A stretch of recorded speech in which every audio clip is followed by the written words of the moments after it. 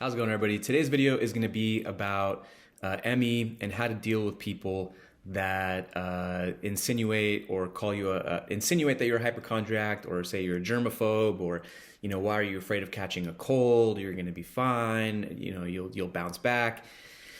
People with ME understand that's not always how it works. So this video is for people who may have someone in their family or friend or coworker that has ME, and they're trying to kind of understand them better, and why most people that have ME are not hypochondriacs and germaphobes. So I'm going to get into why that is. So everyone with ME and CFS are trying to maintain their baseline, their level of functioning, right? Their functionality. Some people that looks like getting out of bed once a week.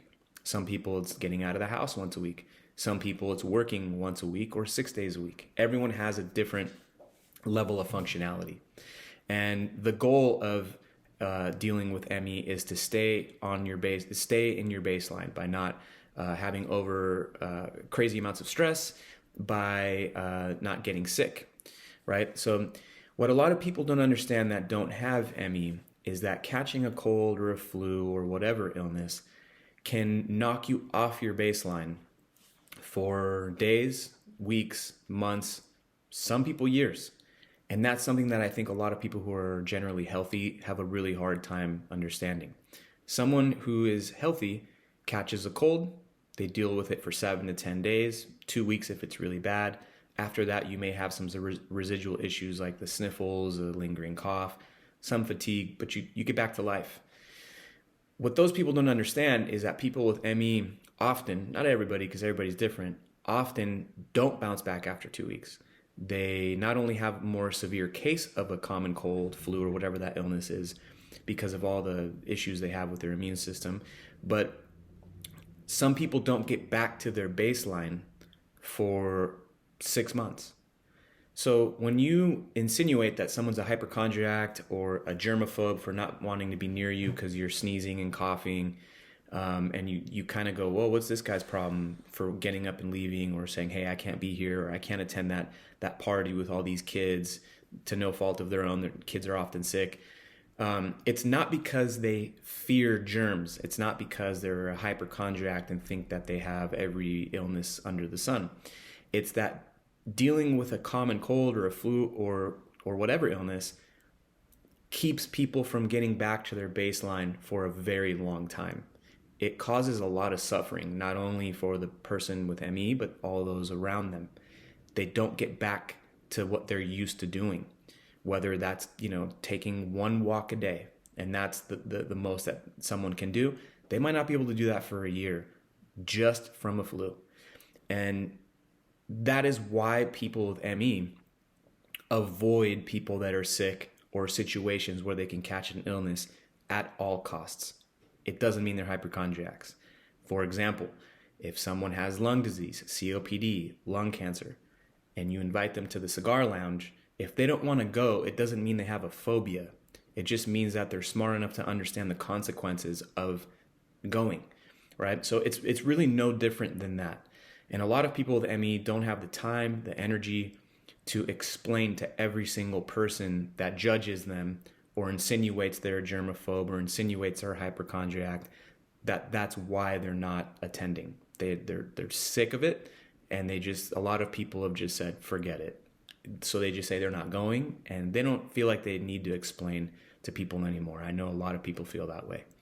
So if you know someone that has ME or CFS, please stop insinuating they're hypochondriacs and germaphobes. There's some people I know that I met, after having ME that joke around about that a lot. I have thick skin. I don't take it personal, but it does get a little bit old to hear that when I'm just someone's just recently had a fever the day before and I don't want to be around them. And then they're like, whoa, you're going to be fine. Don't be a hypochondriac or don't be a germaphobe. And that's not it. I grew up playing outside in the dirt, playing sports, getting dirty as can be. I never cared about germs or getting sick until I got ME, would catch a flu, go to the hospital, and then take 4 to 6 months to get back to my baseline. And that's something that someone who has good health will just never understand. That's why I'm making this video, is so that you can understand that no one with ME is, well, I shouldn't say that. Some people are germaphobes. Some people with ME are germaphobes. Some people without ME are germaphobes. But the vast majority are not. Please remember that a common cold, a common flu can cause a lot of havoc for people with ME. Sometimes it's permanent issues that don't go away. So imagine living in a world where a common cold can really derail your life. It's not a fun place to be. So I think people are cautious and really being smart by avoiding people that might be sick or putting themselves in a situation where they can get sick.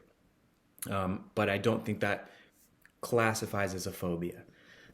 So if you know someone with ME, you know someone who's constantly avoiding large gatherings that are indoors and they might be still wearing a mask when they go to crowded areas, try to understand that they're doing that to not lose their baseline for 6 months.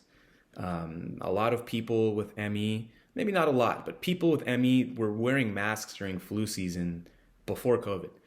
These are things that people with ME were doing well before the pandemic. They've been taking care of themselves and being cautious for years.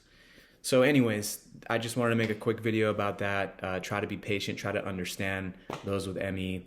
And if you have ME, try to understand that people that are super healthy, they can't relate to us at all. They need to learn, and you need to be patient enough to explain what it's like to have ME. Hopefully you could send them a video like this or whatever else that you think might help.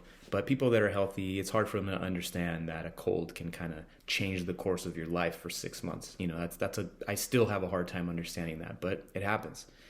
Anyways, I wanted to keep this video short. So until next time, take care.